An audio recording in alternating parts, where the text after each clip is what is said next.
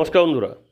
ভারতবর্ষে সেভিংস করার অনেকগুলি অপশান আছে এবং সেখানে কোথাও ট্যাক্স ছাড়াই পাওয়া যায়, কোথাও আপনার সেভিংসটা খুব দ্রুত বাড়ে। তো সেই অনুযায়ী দেখতে গেলে এনপিএস এবং মিউচুয়াল ফান্ড খানিকটা কিন্তু মিল আছে, কারণ দুজনেই মার্কেট লিঙ্কড। তবে হ্যাঁ, এনপিএসটা কিছুটা হলে সরকারি ব্যাক পাওয়া যায়, অর্থাৎ সরকারিভাবে সাপোর্ট পাওয়া যায়। মিউচুয়াল ফান্ডিং সম্পূর্ণরূপে মার্কেট লিঙ্কড এবং এনপিএসেরও কিছুটা পার্ট মার্কেট লিঙ্ক। তো স্বাভাবিকভাবে অনেকের মধ্যে কনফিউশন আছে কোনটাতে রিটার্ন বেশি পাওয়া যায়। তো আজকে আপনার জন্য যে ভিডিও নিয়ে এসেছি সেটাতে কিন্তু পরিষ্কারভাবে বলা হয়েছে গত এক বছরে 200টির বেশি মিউচুয়াল ফান্ডের থেকেও বেশি রিটার্ন দিয়েছে এনপিএস। তো দেখে নিই যে গত এক বছরে এনপিএস কত রিটার্ন দিয়েছে এবং সেখানে কোন পেনশন ফান্ড হাউস সবচেয়ে বেশি রিটার্ন দিয়েছে। মোটামুটি এটা কিন্তু অবশ্যই একটি গুরুত্বপূর্ণ তথ্য, কারণ অনেকের ক্ষেত্রে সমস্যা হয় এনপিএস করবো না মিউচুয়াল ফান্ড করবো, আবার এনপিএস করলে কোন ফান্ডে যাব বা কোন ফান্ড হাউসে যাব। যদিও এই বিষয়টি কিন্তু সম্পূর্ণরূপে একান্তভাবে আপনার সিদ্ধান্ত, তো আমরা শুধু তথ্যটা তুলে ধরছি, যেটা আপনার সুবিধা হবে সেটা আপনি নিতে পারেন।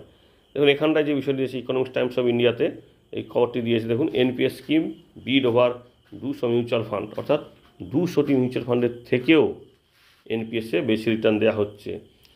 কারণ ভারতবর্ষে প্রায় 440টি ইকুইটি মিউচুয়াল ফান্ড চলে এবং তার মধ্যে 239টি স্কিম যে আছে এনপিএস স্কিম ছাড়া, তো তারাও কিন্তু রিটার্ন বেশি দিচ্ছে, মোটামুটি এনপিএসের থেকেও কিন্তু বেশি রিটার্ন দিচ্ছে। কিন্তু 201টি মিউচুয়াল ফান্ড তারা এনপিএস থেকে কম রিটার্ন দিচ্ছে।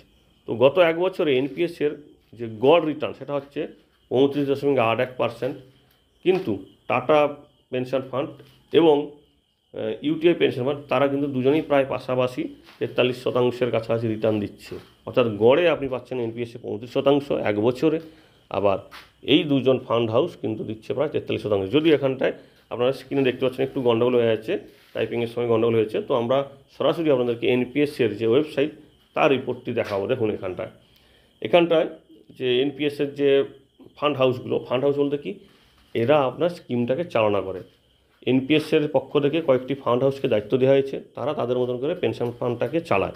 তো এখানে প্রায় 11টি এনপিএস ফান্ড হাউস আছে: Aditya Birla, Axis, HDFC, ICICI, Kotak, LIC, max life, SBI pension fund, tata pension management, UTI pension fund, DSP pension fund. এইরকম 11টি পেনশন ফান্ড হাউস কিন্তু এই এনপিএসটাকে পরিচালনা করছে। এদের মধ্যে সবচেয়ে পুরনো হচ্ছে কোটাক এবং আইসিআইসিআই, এসবিআই, এরা সবচেয়ে কিন্তু পুরনো। এরা একবার 2009 সালের মে মাসে শুরু করেছিল।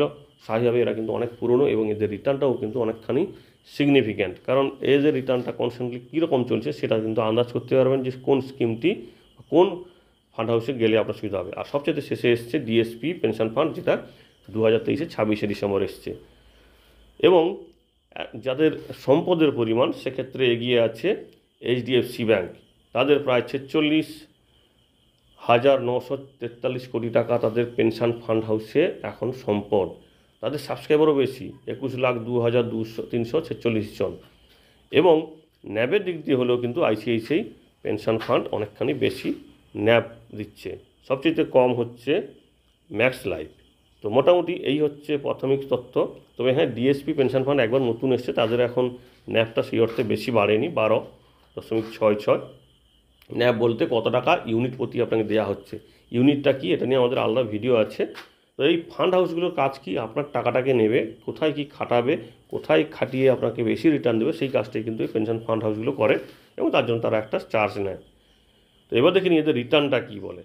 এদের রিটার্ন যেটা বলছে, সে রিটার্ন অনুযায়ী 1 বছর, 3 বছর, 5 বছর, 7 বছর এবং 10 বছর, এবং টোটাল কত সারা তারা যতদিন তারা করেছে শুরু হয়ে ততদিন বা রিটার্নটা কত। দেখুন এখানটায় আমরা শুধুমাত্র সর্বোচ্চ এবং সর্বনিম্নটা দেখাচ্ছি। সর্বোচ্চটা হলুদ কালারের থাকবে এবং সর্বনিম্নটা লাল কালারে থাকছে।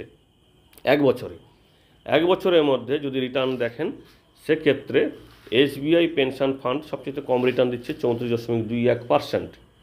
কিন্তু যদি বেশি রিটার্ন দেখেন, সেক্ষেত্রে ইউটিআই পেনশন ফান্ড তাদের দিচ্ছে 43.51% এবং টাটা দিচ্ছে 43.04, অর্থাৎ পাশাপাশি কিন্তু এরা দিচ্ছে। প্রথমেই কিন্তু আপনাদের বলেছি গড় কিন্তু 1 বছরের জন্য 35%-এর বেশি রিটার্ন দিচ্ছে এই পেনশন হাউসগুলি। এবার দেখুন 3 বছরের ক্ষেত্রে সবচেয়ে কম দিচ্ছে 16.97 স্টেট ব্যাংকের অর্থাৎ এসবিআই পেনশন ফান্ড সর্বোচ্চ বেশি দিচ্ছে, অর্থাৎ সবচেয়ে বেশি দিচ্ছে 19.29 ইউটিআই পেনশন ফান্ড। এবং এছাড়া আরও অন্যান্যগুলো আছে, যেমন কোটাকে দিচ্ছে 18.সামথিং, আইসিআই দিচ্ছে 18.সামথিং। সেখানে টেবিলটা আপনারা দেখতে পাচ্ছেন, একটু ধীরে দেখে নিলে আপনাদের কাজে লাগবে। 5 বছর রিটার্ন, 5 বছর রিটার্নেও কিন্তু সেই স্টেট ব্যাংকের এসবিআই পেনশন ফান্ড সবচেয়ে কম দিচ্ছে 19.33, এবং সবচেয়ে বেশি দিচ্ছে ইউটিআই 21.40। এবং এছাড়া 21 কাছাকাছি দিচ্ছে আইসিআইসিআই, কোটাক এবং আদিত্য বিড়লা 19.96, এইচডিএফসি 20% দিচ্ছে, এবং এলআইসিও কিন্তু এলআইসি পেনশন ফান্ড তারাও দিচ্ছে 20%-এর কাছাকাছি। 7 বছরে দেখুন সবচেয়ে কম দিচ্ছে এলআইসি পেনশন ফান্ড 15.08, এবং এসবিআইও কিন্তু সেই 15.08, কিন্তু সবচেয়ে বেশি দিচ্ছে আইসিআইসিআই প্রু পেনশন ফান্ড, তারা দিচ্ছে 16.39। এবং পাশাপাশি আছে এইচডিএফসি এবং ইউটিআই, এরাও কিন্তু পাশাপাশি সেই 16.এর কাছাকাছি ওনাদের রিটার্ন দিচ্ছে। এবার আসি 10 বছরের রিটার্ন। 10 বছরে কিন্তু সবচেয়ে কম রিটার্ন দিচ্ছে 12.99 এলআইসি পেনশন হাউস, এবং ইউটিআই পেনশন হাউস কিন্তু সবচেয়ে বেশি দিচ্ছে 10 বছরে। এবার দেখে নিই প্রতিষ্ঠা থেকে কে কত দিচ্ছে। এখানটায় দেখুন সবচেয়ে কম দিচ্ছে এসবিআই পেনশন ফান্ড। এসবিআই কিন্তু যথেষ্ট পুরনো, 2009-এর মে মাসে চালু হয়েছে, কিন্তু সবচেয়ে এখন যতদিন প্রতিষ্ঠিত হয়েছে এই প্রতিষ্ঠানটি, বা যতদিন এরা এনপিএসের জন্য সুবিধা দিচ্ছে ততদিনে কিন্তু দেখা যাচ্ছে সবচেয়ে বেশি দিচ্ছে এইচডিএফসি, এবং আর দিচ্ছে টাটা, এরা 24 এবং 26। তবে হ্যাঁ, এখানে এইচডিএফসি এবং অ্যাক্সিস এদেরটা দেখতে হবে, এই কারণে এরা কিন্তু সবচেয়ে পুরনো। এরা যে রিটার্নটাও কিন্তু অনেকখানি কনস্ট্যান্টলি অনেকখানি বেশি দিচ্ছে। আপনি ভাবুন 2009 সাল থেকে যদি 16%ও পান, সেক্ষেত্রে কিন্তু অনেকখানি রিটার্ন আপনার হয়ে যাবে।